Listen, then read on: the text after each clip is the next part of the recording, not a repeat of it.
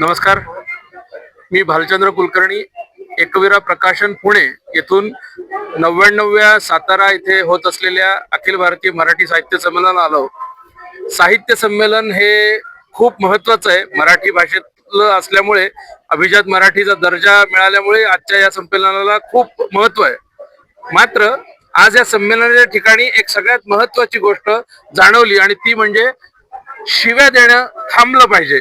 याच्यावर जो या सगळ्या मंडळींचा अतिशय प्रयत्न चालू आहे, पराकाष्ठा करतायत ही सगळी मुलं विद्यार्थी आहेत की आपण कोणालाही शिवी द्यायची नाही, आपण त्यांच्याशी चांगलं बोलूया, सत्सद विवेक बुद्धी ठेवूया. अतिशय चांगलं बोलणं म्हणजे साहित्य आहे. साहित्याची पहिली पायरी मला असं वाटतं तुम्ही दुसऱ्याशी नतमस्तक होऊन त्याच्याशी नम्रपणे बोलणं. शिवी तर चुकून सुद्धा दिली नाही पाहिजे, कारण जे तुम्ही द्याल ते तुमच्याकडे परत येईल.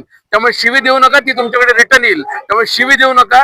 एक शिवी ही एका खुनापर्यंत पोहोचू शकते. मंडळी लक्षात घ्या, शिवी ही अतिशय घातक आहे.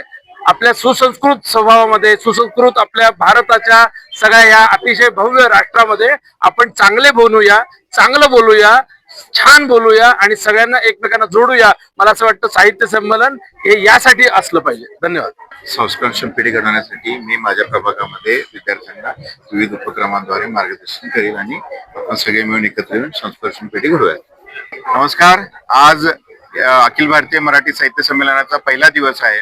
आज आपल्यासोबत सातारा नगरपालिकेत भरघोस मतांनी निवडून आलेले नगरसेवक श्री सागर पावशे सर आपल्यासोबत आहेत.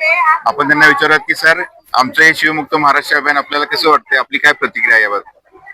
अशा प्रकारचा महाराष्ट्रात पहिला उपक्रम आहे की शिवमुक्त महाराष्ट्र अभियान.